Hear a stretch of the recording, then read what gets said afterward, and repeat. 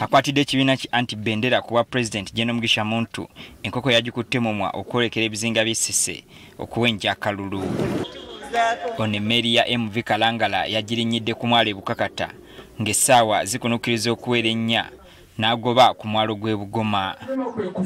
Muntu asinzidde eno n'ategeeza nga bw'agenda okutereeza ebyenjigiriza n'ebyentambula mu kitundu kino. Okusoma kwe kuli wakati w'enkulaakulana y'eggwanga era sitegeera ensi etateeka kitiibwa mu bakiiko basomesa.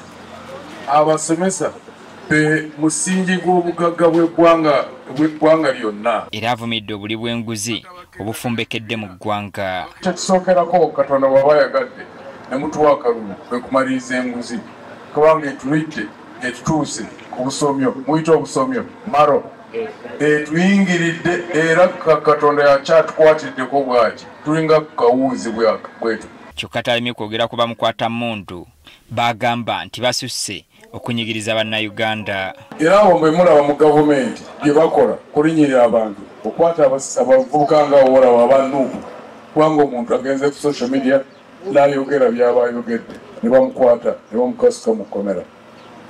Eyo ttamiiro tekulekera kubanga oli alina emmundu alowooza nti nina amagye nina poliisi nina intelligence ne bwenkikola onookola otya ttamiiro tekulekera. Abeeno bamubuuzizza ku nteekateeka gy'alina ku ntambula y'oku mazzi. Olina obusobozi bonna bw'osobola okuyitamu ne woba oyiseemu ne woba toyiseemu okulaba nga Kalangala eno tebeera isolated nga an island wabula ne yeegatta ku Uganda.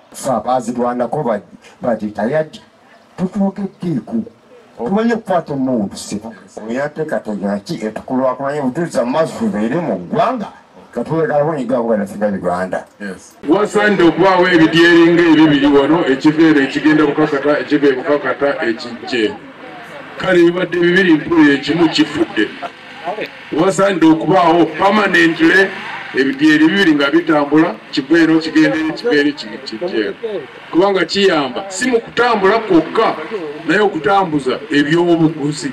Muntu era agenzeeko ne ku mwalo gw'Ettubi ne Kasekulu okulaba embeera abavubi b'eno gye bakoleramu wabula bamutotoledde engeri amagye gye gabanyigirizaamu ku nnyanja n'ebbeeyi ebikozesebwa mu kuvuba okuba eya waggulu. Yingini ya bbeeyi, obutimba bwa bbeeyi, entambula yennyini nnafu nti omuntu bw'aba alina obulwadde bagenda omutuuza ku lukalu ng'akutuse mu malwaliro bamugamba nti genda wenoonyeza eddagala. Muntu olunaku lw'enkya wakwongera okunoonya obuwagizi mu disitulikiti y'e Ssembabule. Buulira buulizi naye mujje